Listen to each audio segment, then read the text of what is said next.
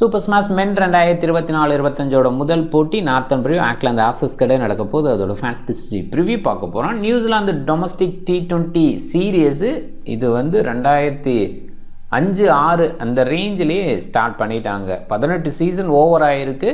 இல்லை super smash அப்படின்னு வந்து 2014-15 ரேஞ்சில் தான் கொண்டு வந்தாங்க. அதில் 6 டீம்ஸ் அப்படிங்கிற கலந்துக்கிற விஷயமும் இருந்தது. அதுக்கு முன்னாடி 2 டீம் 4 டீம் அப்படிங்கிற மாதிரி தான் இருந்தது. அதனால் இந்த 10 சீசனை பேஸ் பண்ணி நம்ம டேட்டாவை கொடுக்கலாம். அதை பேஸ் பண்ணி நாம் போகலாம். சூப்பர் ஸ்மாஷ் அப்படிங்கிற நேம்லேருந்து எடுத்துப்போம். அதில் ட்ரீம் 11 ஸ்பான்சர் 2019-20 ரேஞ்சில் தான் வந்தது. நார்த்தன் பிரேவ் ஆக்லாந்து ஆசஸ் இந்த சீரியஸை ஸ்டார்ட் பண்ண போகிறாங்க. என்ன பண்ண போகிறாங்க பேசலாம். MSI Cricket 11 அப்படின்னு சர்ச் பண்ணி டெலகிராமில் ஜாயின் பண்ணிக்கோங்க. குழப்பம் இருந்ததுன்னா டாப் கமெண்ட் லிங்க் இருக்குது, கிளிக் பண்ணி ஜாயின் பண்ணிக்கோங்க.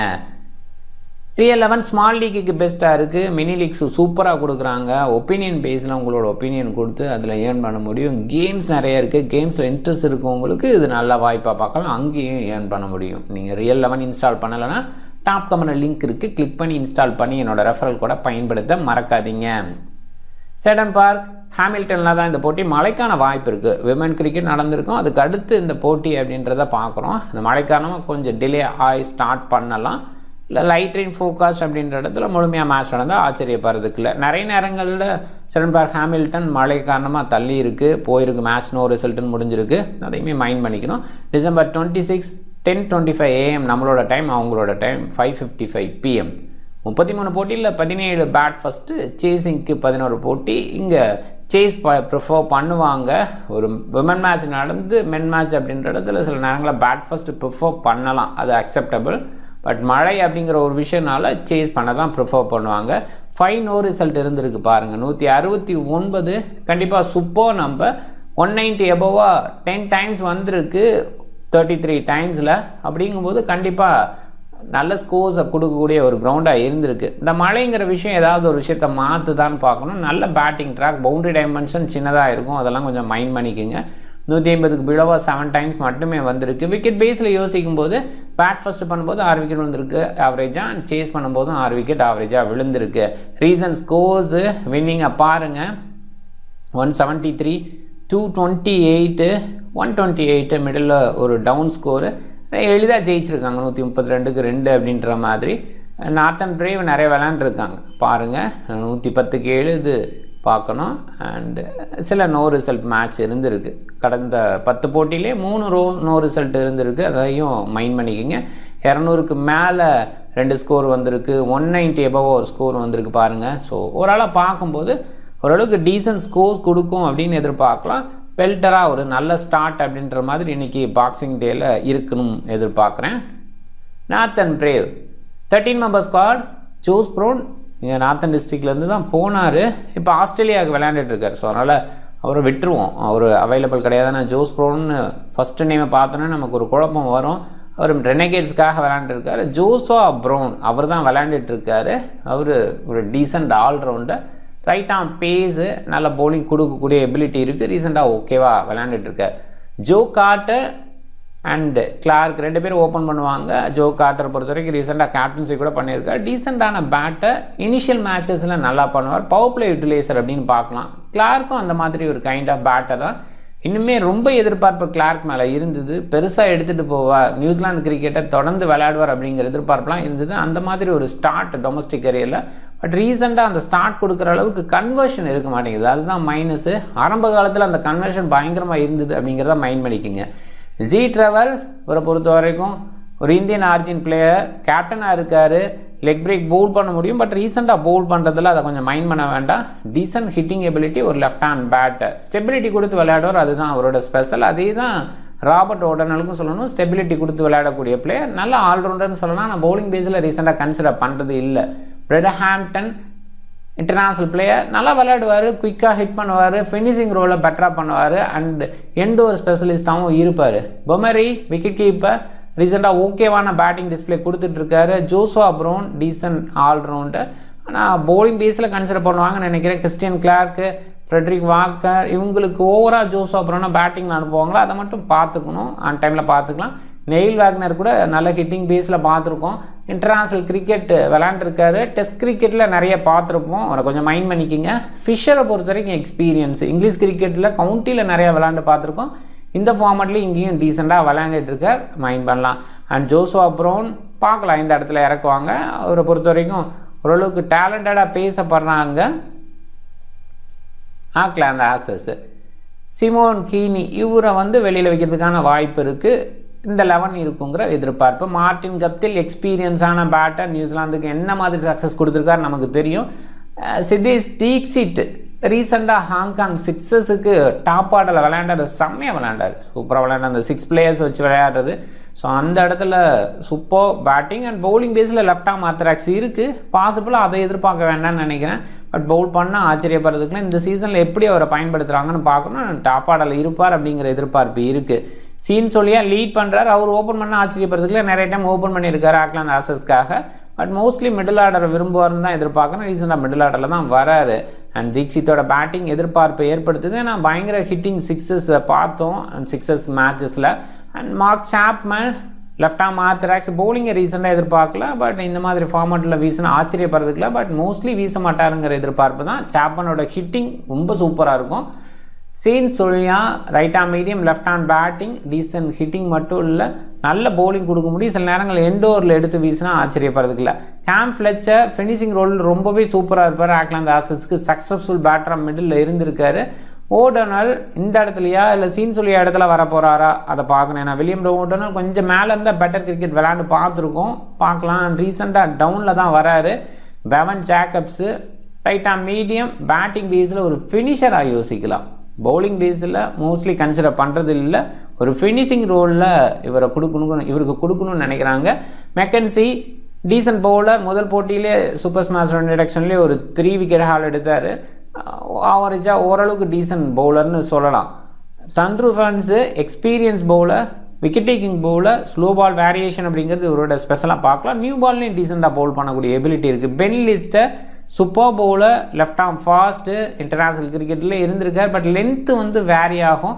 சில நேரத்தில் லென்த்தை பிக் பண்ணலன்னா நிறைய ரன்ஸை கொடுத்துருவார். அது இவரோட மைனஸாக பார்க்கலாம். ரீசெண்டாக கொஞ்சம் இம்ப்ரூவ்மெண்ட் ஷோ பண்ணியிருக்காரு. Aditya Ashok leg break. இவரை பொறுத்த வரைக்கும் நம்ம ஊர் பையன், வேலூர் பையன், அது கொஞ்சம் பார்த்துங்க. Decent bowler, leg break variety வச்சுருக்காரு. நிறைய ராங் ஒன்ஸும் வீசுவார். நல்ல பவுலிங் கொடுத்துட்ருக்காரு. ரெண்டு டீம் பவுலிங் பேஸில் ஓரளவுக்கு மீடியமாக தான் வச்சுருக்கேன். நிறைய ஆப்ஷன் அப்படின்னு என்னால் யோசிக்க முடியல. பாசிபிளாக நெட்ஸில் சில பேர் பவுல் பண்ணியிருக்கலாம். முதல் போட்டிங்கிறனால அதை கொஞ்சம் பார்த்துக்கணும். மோஸ்ட்லி எண்டோர் இவங்க வீசுவாங்கன்னு கெஸ் பண்ண முடியுது. இருந்தாலுமே என்ன மாதிரி அவங்க பயன்படுத்த போகிறாங்க அப்படின்றதையும் பார்க்கணும். Brett Hampton, Joshua Brown, Christian Clarke, Frederick Walker, Neil Wagner and Fisher mostly இவங்க வந்து ஆப்ஷனாக இருக்காங்க. கிறிஸ்டியன் கிளார்க் நியூ பால் வீசுவார். ஃப்ரெட்ரிக் வாக்கர் நிறைய நேரங்களில் நியூ பால் எடுத்து வீசுவார். பட் முதல் போட்டி கொஞ்சம் ஹார்ட்னஸை எதிர்பார்த்து Wagner and Christian Clarke open பண்ணுவாங்க. வாக்கர் மிடில் பேஸில் இருப்பார்னு எதிர்பார்க்குறேன். ஃப்ரெட்ரிக் வாக்கரை பொறுத்த வரைக்கும் சக்ஸஸ்ஃபுல்லான spin bowler and power play hard பாலில் நல்லா வீசுவார். ஃபிஷரை பொறுத்த வரைக்கும் லேட்டர் பேஸில் நல்ல பவுலராக பார்க்கலாம். ஹாம்டன் கொஞ்சம் ஓவர் குறைவாக வீசலாம். ஆனால் எண்டோரில் நிறைய டைம் வீசி சக்ஸஸ் பண்ணியிருக்காரு. ஃபிஷரோட அவர் எண்டோர் வீசுவார்னு எதிர்பார்க்குறோம். அண்ட் இந்த சைடு பவுலிங் ஆப்ஷன் தீக்ஷித் இருக்காரு. நான் பவுல் பண்ண மாட்டாருன்னு தான் நினைக்கிறேன். பார்க்கலாம். சீன் சொல்லியா, மெக்கன்சி, தண்ட்ரு ஃபன்ஸ், Aditya Ashok and Ben Lister mostly அவங்களோட முழுக்கோட்டாக வீசுவாங்க. சோலியா கேப்டன்கிறனால முழுமையாக எடுத்துக்கலாம். தண்ட்ரு ஃபன்ஸ் எக்ஸ்பீரியன்ஸு, அசோக் ஸ்பின்னு அண்ட் லிஸ்டரை பொறுத்த வரைக்கும் நியூ பால் ஸ்பெஷலிஸ்ட் அண்ட் எண்டோரில் வீசுறதுக்கான வாய்ப்பு. அதனால் தண்ட்ரு ஃபன்ஸ் அண்டு பென் லிஸ்டர் எண்டில் வீசுவாங்க.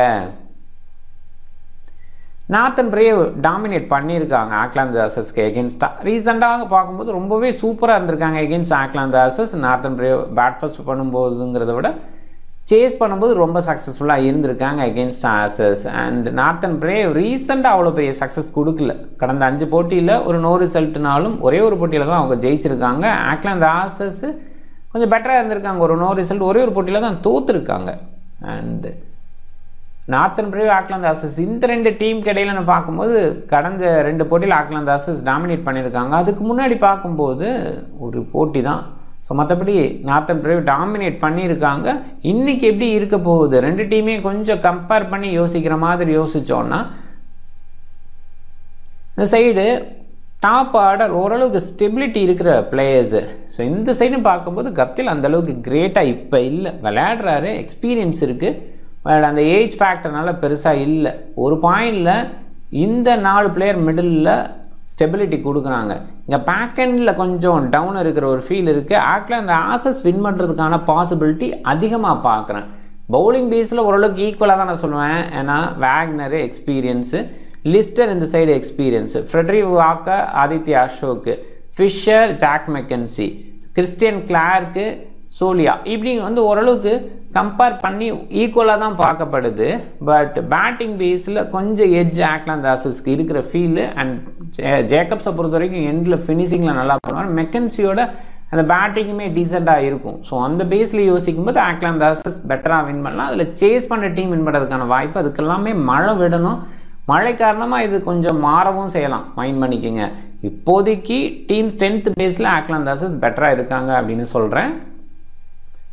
டாப் 14 என்னோட மைண்டில் ஜோ கார்ட்டர் நல்லா பண்ணலாம். தீக்ஷித்து பயங்கர நேமாக பேசப்படுற ஒரு பிளேயராக இருக்கார் இப்போதைக்கு ஹிட்டிங் பேஸில். Chapman, ரவல், scene சொலியா, Robert ஓனல், game Fletcher, பிரட்ஹாம்ப்டன், இவங்கெல்லாம் எக்ஸ்பீரியன்ஸு. கிறிஸ்டியன் கிளார்க் நியூ பாலில் நல்லா வீசுவார். இங்கே ஸ்விங் கிடைக்கிற இடத்துல வேறு லெவல் பண்ணுவார். தந்துரு ஃபன்ஸ் wicket taking bowler. Aditya Ashok lone ஸ்பின்னராக ஃபீல் பண்ணுறான், அதனால் கண்டிப்பாக பெட்டர் அவுட்புட் கொடுக்கலாம். Neil Wagner, Ben Lister, Matthew Fisher, so உங்களெல்லாம் கன்சிடர் பண்ணணும். ஸோ உங்கள் பிக் பேஸில் Joe Carter, Christian Clarke, Frederick Walker அந்த டாப் 14 கன்சிடர் பண்ண வேண்டிய கூட பிளேயர் தான். நல்ல பவுலராக இருந்திருக்காரு. நியூ பாலில் ஸ்பெஷலிஸ்ட்டாக பார்த்துருக்கோம்.